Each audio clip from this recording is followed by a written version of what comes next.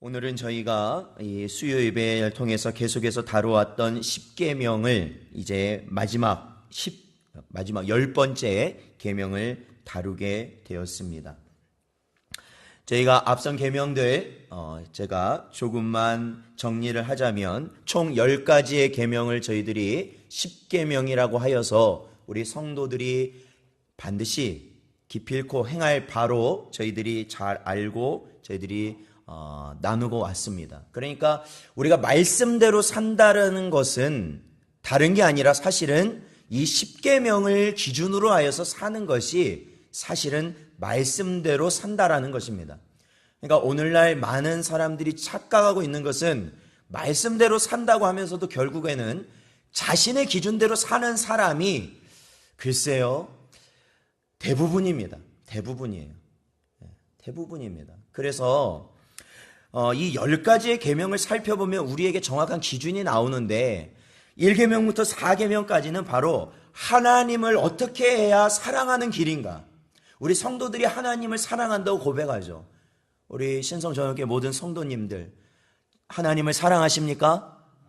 예, 하나님을 사랑한다고 우리가 고백하죠. 그러면 어떻게 해야 되는 것이 하나님을 사랑하는가를 우리는 알아야 된다는 거예요. 그 기준에 합당해야만 하나님을 사랑하는 겁니다. 그래서 하나님 외에 다른 신을 섬기지 않는 것, 그리고 하나님을 내 마음대로 나를 위해서 우상을 만들어서 내가 그러한 우상을 섬기며 살아가지 않는 것, 그리고 하나님의 이름을 망령되이 일컫지 말라. 즉 우리의 중심이 겉으로는 하나님을 예배하는 것 같지만 우리의 중심이 온전히 하나님을 향할 수 있어야 하는 것, 그리고 안식일을 기억하여 거룩히 지키라. 하나님이 받으시는 그 예배를 하나님이 정하신 그 날에 드릴 수 있는 그러한 우리의 모습이 되어야 된다라는 것이죠. 그래야 이러한 것들이 이루어지는 삶이 하나님을 사랑하는 삶이다 말할 수 있다. 성경은 저에게 가르치고 있다는 겁니다.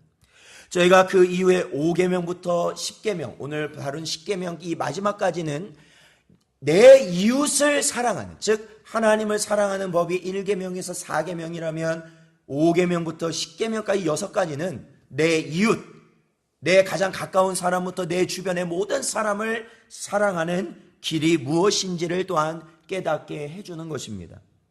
여러분 5계명이 뭡니까? 내 부모를 공경하라 라는 거 아니겠어요? 이것이 사실은 약속이 있는 첫 계명이라고 하여서 부모를 공경하는 자녀에게 하나님께서 이 땅에서 잘되고 장수하는 복을 주신다는 이 10가지 계명 중에 유일하게 약속이 붙어있는 그러한 계명이지요. 근데 이 계명, 즉 한 생명이 태어나서 제일 먼저 만나서 그 생명을 유지하고 자랄 수 있는 모든 길에 허락될 수 있는 그 존재가 누구냐면 바로 부모 아니겠습니까? 부모로 인해 그게 가능하거든요. 그러니까 하나님께서는 부모에게 자녀를 양육하고 다스릴 뭘 주셨어요?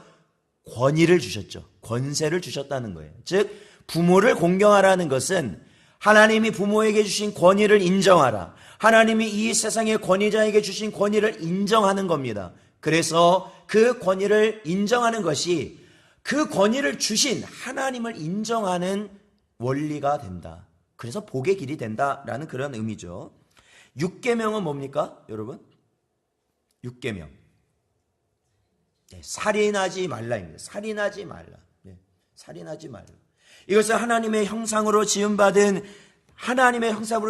우리 사람이 자신과 타인의 생명을 귀하게 여겨야 된다. 해쳐서는 안 된다라는 거예요. 자신을 포함해서죠. 자신을 포함해서. 그리고 제7계명은 간음하지 말라입니다. 이것도 역시 하나님의 형상으로 만들어진 사람이 자신과 타인의 성적 순결을 지켜야 된다라는 것이죠. 성적 순결을 지켜야 된다. 그리고 8계명은 도둑질하지 말라. 도둑질하지 말라. 이 도둑질하지 말라에서는 하나님께서는 우리 사람을 만드시고 그 사람에게 있어서 개인의 사유 재산을 인정해 주셨다라는 거예요. 그런데 그 사유 재산이라는 것, 그 소유물을 나의 것과 타인의 것을 존중하라는 것이 8계명인데 중요한 것은 그 소유물이 합법적이어야 된다. 하나님 보지 합법적이어야 된다. 그러니까 우리가 재산을 모으는 것이 나쁜 건 아니에요. 그럼 뭐 부자들은 그럼 다 나쁜 사람 되죠. 그런 게 아니라 우리가 재산을 증식시킨 것, 우리가 재산을 갖고 있는 것은 하나님 우리에게 허락하신 것인데 그 재산을 소유하고 증식시킬 때 그거에 합법적으로 이루어야 된다라는 거예요, 성경은.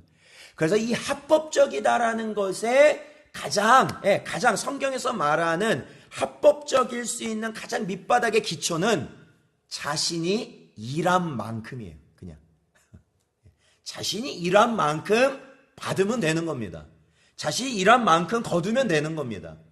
그 이상으로 하려면 그게 바로 도둑질이 되는 거예요. 쉽게 말하면. 그렇죠? 그리고 저희가 또 한 가지를 생각했죠. 이렇게 하나님께서 우리가 일한 만큼 무언가를 허락하실 때, 자, 우리가 열심히 일했습니다. 그것을 받았습니다. 그러면 그것이 다 내 것입니까? 아닙니까? 다 내 것이라고 할 수 있어요? 없어요? 왜 없을까요? 내가 일했는데요? 그렇죠. 근데 여기서 이제 그 충돌이 일어나는 거예요. 아니 내가 열심히 일해서 벌었는데 내 마음대로 사용하고 내 것이라고 여기면 되지 왜 그걸 하나님이 주셨다고 말하느냐. 근데 그거는 진짜 중요한 걸 모르는 거죠. 내가 일을 해서 돈을 벌기 위해서, 쉽게 말하면 내가 일을 해서 돈을 벌기 위해서 내가 일을 할 수 있다라는 것의 전제가 되는 게 있어요. 그게 뭐라고요? 내가 일할 수 있는 건강이 있어야 될 거 아닙니까? 그렇죠. 일할 수 있는 건강도 있어야 됩니다. 여건도 있어야 됩니다. 능력도 있어야 됩니다. 그러한 재능도 있어야 되고 그런 게 다 어디서 왔냐라는 거죠. 하나님이 주신 것이다. 그러면 하나님께서는 왜 이러한 것을 주셔서 그 사람을 통해 일하게 하시고 일한 그 대가를 그 사람에게 허락하시느냐? 바로 그 사람을 통해서 그렇게 일을 하지 못하는 자들을 돕게 하시기 위한 하나님의 청지기로서의 사역을 감당하라는 것입니다. 감당하라는 것이에요. 그러니까 우리가 물론 뭐 자유민주주의도 좋고 자본주의도 다 좋습니다. 그러나 거기에서 우리가 더 이제 세상의 타락에, 즉 죄의 본성으로 나가게 되는 길이 뭐냐면 내 돈 갖고 내가 하는데 무슨 말이 맞느냐 이렇게 생각하게 되면 큰일이에요. 그거는 누구를 부인하는 거예요? 하나님을 부인하게 되기 때문에 그렇습니다. 그게 8계명에 나타난 것이에요. 그래서 단순히 내가 남의 것 훔치지 않았으니까 도둑질 안 했다? 그런 의미가 아니라는 것이죠. 자, 9계명 같은 경우에는 거짓 증거하지 말라는 거예요. 내 이웃에게 거짓 증거하지 말아라. 그러니까 결국에는 하나님의 형상으로 만들어진 사람을 해치는 그러한 거짓 증거를 하면 안 된다라는 것이죠. 왜냐하면 그 거짓 증거가 그 상대방을 해치게 되는 결과를 낳게 되기 때문에 그렇습니다. 자, 오늘은 10계명, 마지막 10번째 계명을 저희들이 다루는데요. 저희 본문 17절을 다시 한번 읽어보도록 하겠습니다. 20장, 출애굽기 20장 본문 17절 말씀 읽어보죠. 시작! 내 이웃의 집을 탐내지 말라. 내 이웃의 아내나 그의 남종이나 그의 여종이나 그의 소나 그의 낙이나 무릇 내 이웃의 소유를 탐내지 말라. 아멘. 그렇습니다. 자, 여기서 보면은 결국에는 이 10계명에서 말하고 있는 것은 우리의 마음 속에 있는, 마음에 있는 어떠한 원함, 소원과 관련이 되어 있습니다. 뭘 원하는 거죠. 우리의 마음속에 항상 원하는 게 있잖아요. 그러니까 이 10계명에서 우리가 주의해야 되는 것은 사실 8계명과도 어느 정도 일관성이 있지만 바로 우리 안에 있는 탐심에 대한 경고다라는 것이죠. 탐심. 여러분, 그러니까 탐심이라는 것이 왜 생길까요? 그런 거 생각해 보세요. 탐심이 왜 생길까요? 그러니까 그 욕심이라는 게 왜 생길까요? 그냥 단순히 사람은 죄인이니까 생긴다 이렇게 생각하지 마시고 그냥 죄인이니까 생기는 건 맞는데 죄인으로서 그러한 잘못된 탐심이 생길 때 우리의 마음이 어떻기 때문에 그럴까요? 우리의 마음 상태가 어떻기 때문에? 그러니까 뭔가 갖고 싶다라는 게 있거든요. 여기에는 두 가지가 나타나는 거예요. 두 가지가 나타나는 거예요. 왜냐하면 뭔가 갖고 싶다고 할 때 이 갖고 싶다라는 그것은 내 것일까요? 내 것이 아닐까요? 지금 갖고 싶다고 하니까 내 것은 아니겠죠. 그러니까 여기서 두 가지가 적용이 되는데 뭐냐면 이것이 분명 다른 사람이 갖고 있는 게 분명하지만 그 사람의 것으로 인정하지 않는 거예요. 먼저 인정하지 않아요. 탐심에는 그러한 마음이 작용한다는 거예요. 인정하지 않는 마음이 첫 번째. 두 번째는 뭐냐? 바로 내가 가지고 있는 것을 인정하지 않는 거예요. 그러니까 내가 가지고 있는 거에서 만족하지 않는다는 겁니다. 그렇기 때문에 그거에 대한, 상대방의 것에 대한 탐심이 작동하게 된다라는 것이에요. 그러니까 우리가 이제 결론적으로 이 10번째 계명을 이제 결론적으로 말씀드리면 타인의 것과 나의 것을 인정해야 된다라는 겁니다. 중요한 것. 아, 이거는 남의 것이다. 그리고 이것이 적든지 많든지 어떻든지 상했든지 뭐 했든지 이거는 내 것이다. 그것을 인정해야 된다라는 거예요. 인정해야 된다. 그러한 것을 인정하지 못하면 뭘 하게 되냐면 결국에는 죄를, 우리의 마음속으로부터 시작해서 결국에는 소위 말하는 범죄를 짓게 만드는 것이 바로 탐심이기 때문에 그렇습니다.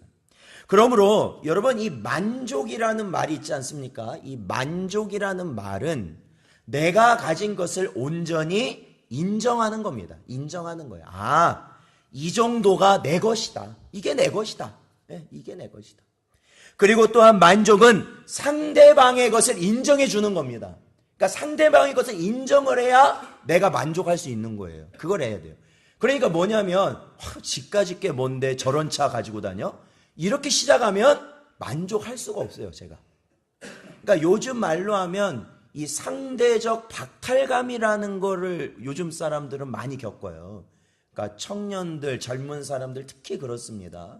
그래서 저도 어렸을 때 보면은 학교에 가기 싫은 이유가 많이 있었을까요? 많이 없었을까요? 많이 있었어요. 학교에 가기 싫은 이유는 많이 있었어요. 그런데 그 중에서 특히 가기 싫은 이유가 또 하나 있었어요. 권사님들이 보기엔, 성도님들이 보기엔 제가 왜 학교를 가기 싫었을까요? 그때 당시, 지금부터 한 30년 전, 25년 전인데 왜 안 가려고 그랬을까요, 학교를? 사실은 이거 저희 어머니한테도 말씀 안 드린 이유거든요. 한번 맞춰보세요. 자녀들 다 키워보셨으니까. 아, 그렇죠. 괴롭히는 사람이 있으면 또 그래요. 근데 저는 그렇게 또 괴롭히는 사람은 없더라고요. 예. 아, 등록금. 예, 그쵸. 등록금. 그때만 해도, 요즘은 무상교육이다 하는데, 물론 그것도 있어요. 있는데, 진짜 매일같이 학교 가기 싫었던 이유가 뭐냐면, 정말 학교 갔던 이유가 뭐냐면, 제가 신고 다니는 운동화가 싫었어요. 예, 제가 신고 다니는 운동화가 싫었어요. 떨어진 것도 떨어진 거지만, 그때 당시만 해도 메이커 운동화들을 애들이 막 신고 다니고, 또 그거에 대해서 막 아이들이 막 부러워하고, 그러지 못한 아이들은 굉장히, 그렇죠, 따돌림 당하고 굉장히 무시당하는, 지금도 그렇죠. 패딩, 옛날에 보면 거위털 패딩 있잖아요. 롱 패딩, 그런 거 갖고, 그거를 제가, 이거를 겪어보지 않았는데 신발을, 그때 그것 때문에 정말로 학교 다니기가 너무 싫었어요. 왜냐하면 그 신은 어떻게 해야 돼요? 매일 신고 가야 하잖아요. 쉽게 말하면. 그랬던 기억이 나요. 자, 그런데 사실은요, 그때 생각하면 그게 좀 더 떨어지기도 하고 그렇긴 했지만, 신의 기능으로서는 그게 부족할 건 없었다라는 거예요. 사실은. 신을만 했어요. 쉽게 말하면. 그런데도 왜 저는 학교에 가기 싫어했을까요? 주변에 아이들이 메이커 신발 신고 다니고, 더 좋은 신발, 더 화려한 신발, 그런 걸 보니까 뭘 느낀 거예요? 상대적으로 박탈감을 느낀 거죠. 쉽게 말하면. 그러니까 내 가진 것은 하찮은 것이 돼버리더라고요. 그 순간에. 여러분, 만족이라는 것은 다른 게 아닙니다. 다른 사람의 것은 그 사람의 것으로 인정하면 되는 겁니다. 그리고 나의 것은 이것이 그 사람과 다르든 어쨌든 상관없어요. 이것이 내 것이라고 인정하는 순간 우리는 만족이라는 것을 느낄 수 있게 되는 것이고, 그것이 이 10계명에 있어서 굉장히 중요한 우리의 마음 상태가 된다라는 겁니다. 자, 오늘 이 십계명 본문 말씀을 보면은 17절 말씀인데요. 자, 이 17절 말씀에서도 보면요. 여기서 보면은 남의 내 이웃의 것을 탐내지 말아라 하면서 여기 보면요. 우리가 이것을 한번 이 부분을 한번 오늘은 중요하게 봐야 될, 이 부분도 중요히 봐야 될 것 같습니다. 그것은 뭐냐면 자, 내 이웃의 집을 탐내지 말라. 내 이웃의 뭐부터 시작합니까? 내 이웃의 아내나부터 시작해서 남종과 여종과 소, 나귀, 그리고 그 밖에 소유물을 이야기하고 있습니다. 성경에서 이렇게 얘기할 때요, 성경이요, 이 가정이라는 거 아닙니까? 내 이웃, 이 이웃의 가정에서 제일 중요한 존재가 누구라는 겁니까? 중요한 존재. 오늘 남자분이 장로님과 저밖에 없지만 성경에서는 중요한 존재를 누구라고 말하고 있냐면 아내라는 겁니다. 아내. 아내예요. 그러니까 제가 이런 말 하면 요즘 시대 목사가 그런 말 해도 되냐 말했지만 예전에는 그런 말 있잖아요. 누가 시집 와서 우리 집을 그렇죠. 누가 그냥 와서 우리 집 다 뭐 했다고요. 그러니까 저 그 이상은 말하지 않겠지만 그런 말이 왜 있냐면 그거는 그 아내의 역할, 즉 그 여인, 그 가정 안에서 여인의 역할을 하대하는 것이 아니라 사실은 그 여자의 역할이 뭐하다는 거예요? 가정에서 제일 중요해요. 제일. 물론 남편이 나가서 일을 해서 수입을, 그런데 이거는 적게 벌든 많이 벌든 소용이 없어요. 안에서 그거를 어떻게 관리를 하냐가 중요한 거 아닙니까? 그렇죠? 집안일 다 마찬가지예요. 자녀의 양육 문제도 그렇죠. 집안에 돌아가는 다 마찬가지예요. 그게 얼마나 많고 종류로 따지자면 얼마나 많고 그게 복잡합니까? 그거를 다 관리하는 존재가 누구냐면 여인이라는 거예요. 가정 안에 있는 여인. 그래서 이 성경은요, 절대로 여성을 하대하지 않습니다. 제일 중요한 자리에 있다는 것을 항상 이야기합니다. 자, 한번 찾아보죠. 우리 잠언서, 구약성경 잠언서.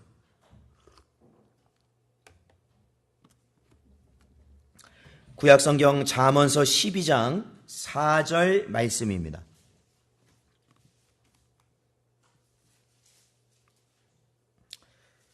구약성경 잠언서 12장 4절 말씀 같이 읽어보겠습니다. 시작. 어진 여인은 그 지아비 면류관이나 욕을 끼치는 여인은 그 지아비의 뼈가 썩음 같게 하느니라. 아멘. 그렇죠. 면류관이라는 게 뭐예요? 우리가 소위 말하면 성도도 마지막 주님 앞에 나가면 뭘 받는다고 그래요? 면류관을 받는다고 그래요. 우리가 최후에 받을 모든 영광이 그 면류관에 담겨 있는 거예요. 그게 바로 집 안의 여인이라는 겁니다. 가정에서 여인의 역할이라는 거예요. 우리 잠언서 한 번 더 찾아보죠. 잠언서 31장 10절.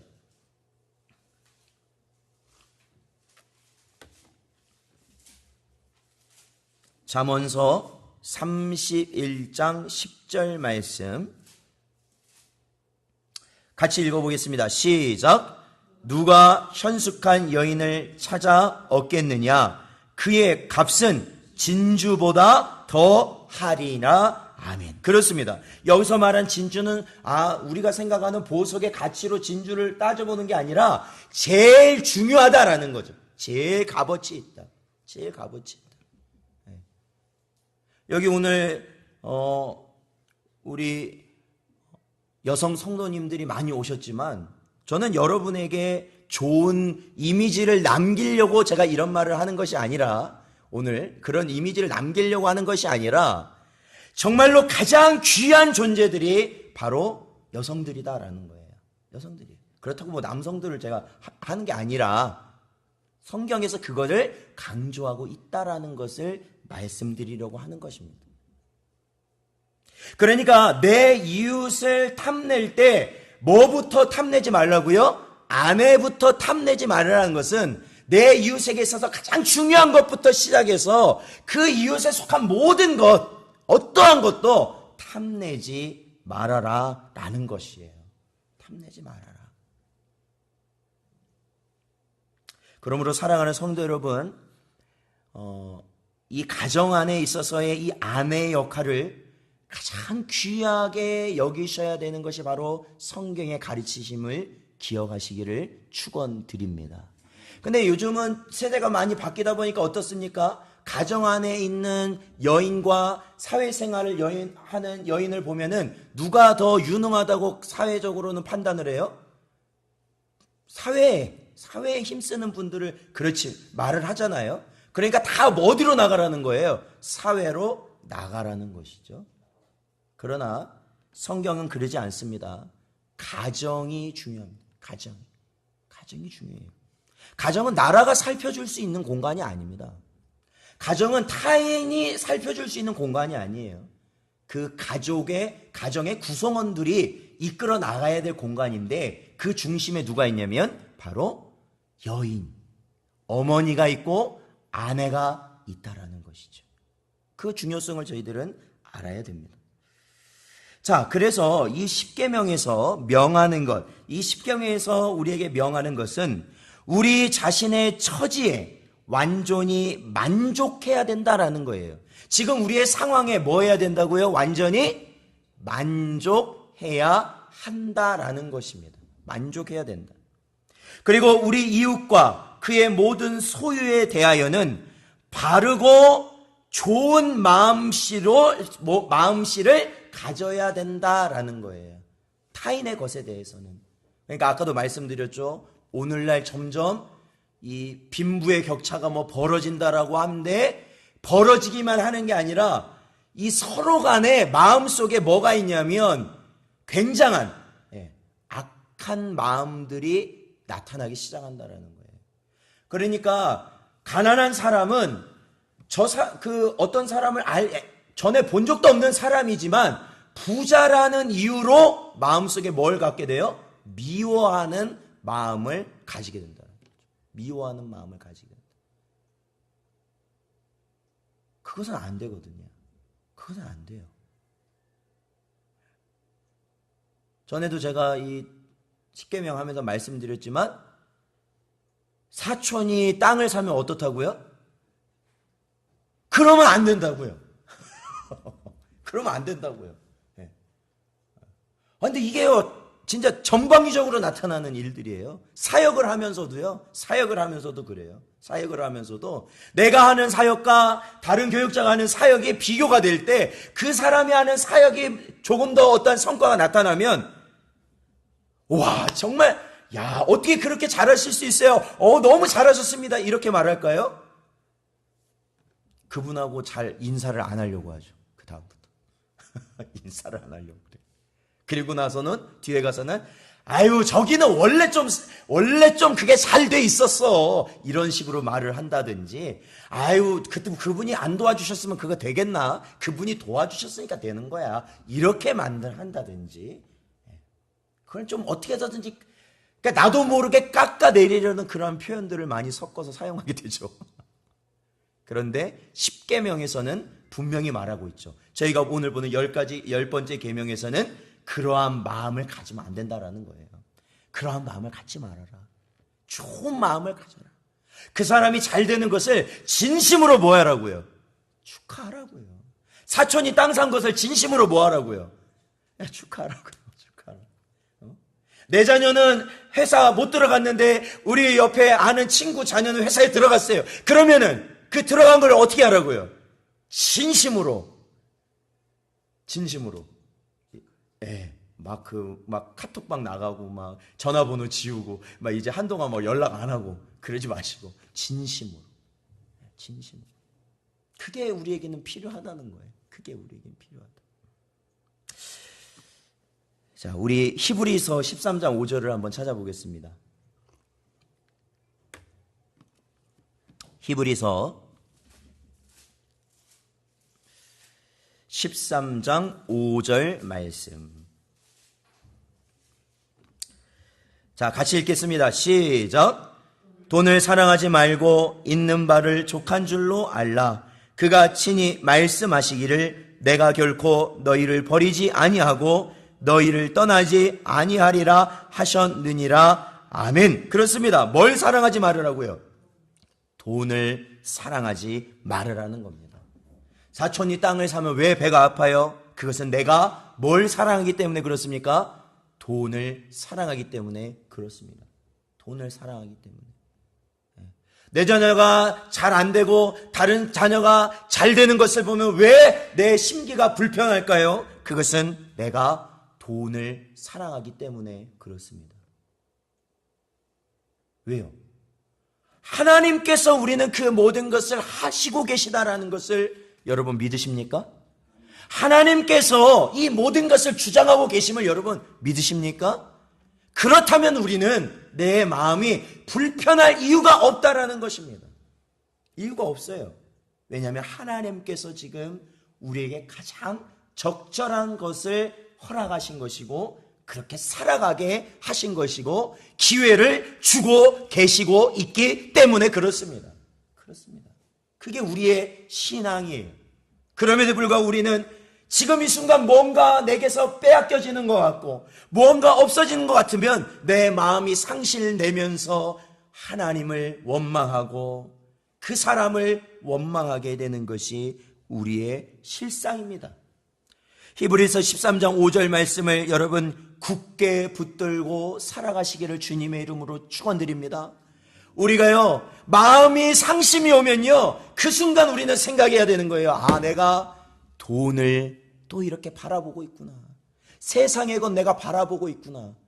그래서 남의 것을 내가 이토록 내가 마음속에 그리워하고 있구나 라는 것이죠. 한 성도분과 옛날 이야기를 나눈 적이 있어요. 예전에는 이랬었죠.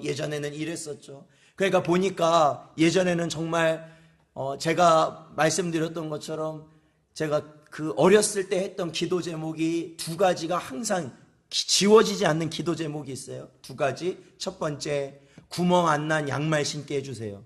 두 번째, 살 안 부러진 우산 한번 쓰고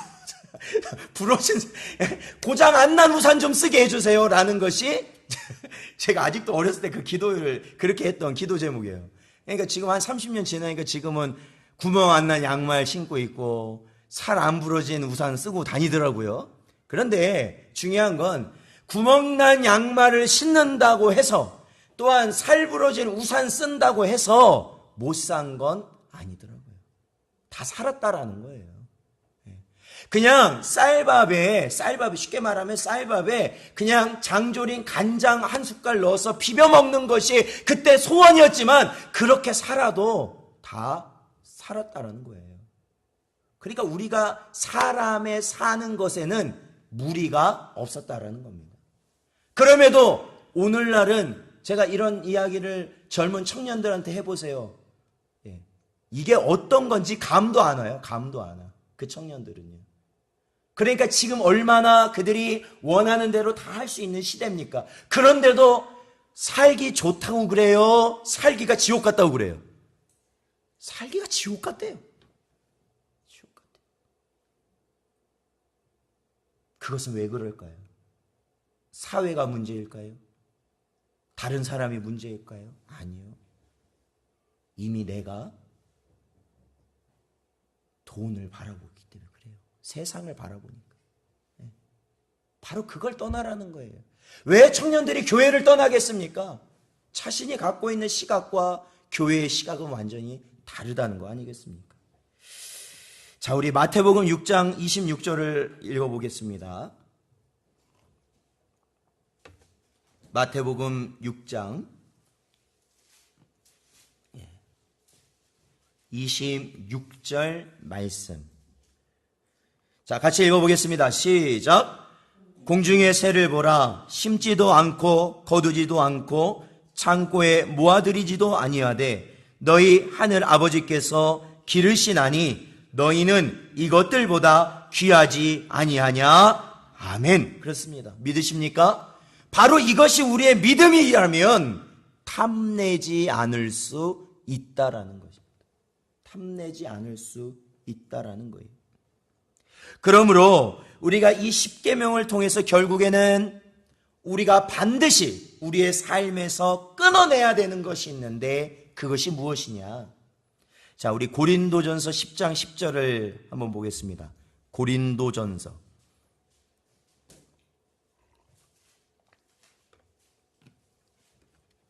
고린도전서 10장 10절 말씀 같이 읽어보죠. 시작. 그들 가운데 어떤 사람들이 원망하다가 멸망시키는 자에게 멸망하였나니 너희는 그들과 같이 원망하지 말라. 아멘. 10장 10절에서 여러분 중요한 단어가 뭘 것 같습니까? 원망입니다. 원망. 바로 이 10번째 계명은 우리가 뭐 하지 말라는 거예요? 원망하지 말라는 겁니다. 원망하지 말라는 거예요. 만족하고 원망하지 말라는 겁니다. 우리가 이 원망의 가장 대표적인 자들이 누굽니까? 바로 이스라엘 백성들 아니었습니까? 그들이 430년간 종살이하였던 그들을 하나님께서 모세를 통하여서 출애굽시키셨는데 그들이 광야에서 밥 먹듯이 했던 게 뭐냐면 원망이었다는 겁니다. 원망. 그랬을 때 하나님께서는 그들을 어떻게 하셨습니까? 벌하셨다라는 것이죠. 원망하면 안 된다라는 것을 가르치셨다라는 것이죠. 그로 인해서 원망하는 자들은 멸망하였던 것을 우리에게 보여주셨다라는 것이죠. 그렇다면 우리는 어떻게 해야 됩니까? 원망함으로 인하여 멸망당하는 자들을 그 길을 우리는 가지 않아야 된다라는 것이죠. 그 길을 가지 않기 위해 주의해야 된다라는 것이죠. 왜 목회자가 원망을 많이 하고 왜 직분자가 원망을 많이 하고 왜 교회가 원망을 많이 해야 됩니까? 그것은요 결국에는 하나님께서 원하시는 길을 비껴가고 있다라는 거예요. 비껴가고 있다. 교회가 원망하기 시작하면 이미 그 안에선 하나님의 역사가 끊어졌다라는 거예요. 끊어졌다.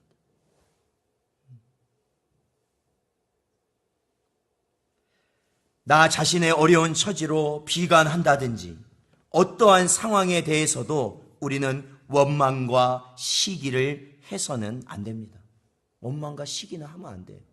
왜요? 그것은 지금 내가 처한 상황과 내가 가지고 있는 소유와 내가 하고 있는 일의 결과와 이 모든 것이 우리 안에 계시는 성령 하나님으로 인한 인도하심으로 나타나고 있기 때문에 그렇습니다.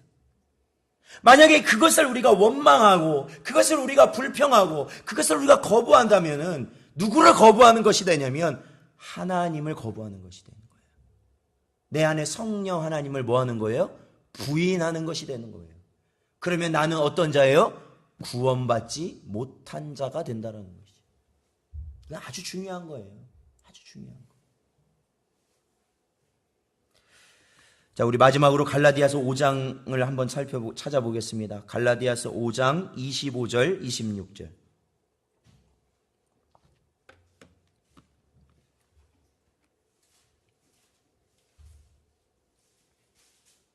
갈라디아서 5장 25절, 26절 말씀.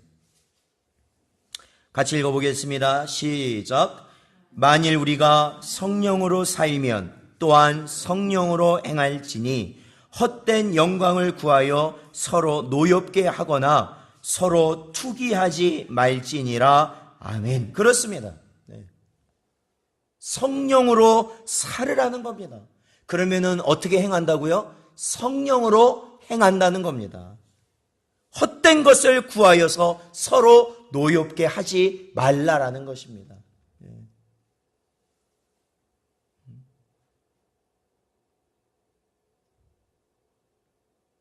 참, 그 얼마나 그렇습니까? 평소에는 그러지 않은 것 같지만 어떠한 그냥 본인이 생각하는 그러한 것에 집착하기 시작할 때 결국에는 서로를 뭐예요? 원망하고 시기하고 질투하며 육신의 모습을 드러내며 나타나면 그것이 결국 분란으로 이어지게 된다라는 것이죠. 사랑하는 성도 여러분, 성령으로 사시며 성령으로 행하시길 주님의 이름으로 축원드립니다. 그렇게 살아갈 때 우리의 입술에서는 뭐가 끊임이 없을까요? 감사함이 끊임이 없다라는 거죠. 왜? 만족하기 때문에 그렇습니다. 만족하기 때문에. 그리고 내 입에서는 더 이상 무엇이 끊어질까요? 바로 원망이 끊어질 것입니다. 불평이 끊어질 것입니다. 그것이 바로 성령으로 살며 성령으로 행하는 자의 모습이다. 그것이 바로 복된 자의 모습임을 깨달으시고 남은 주간도 주의 말씀으로 온전히 살아가실 수 있는 여러분 되시기를 주님의 이름으로 축원드립니다.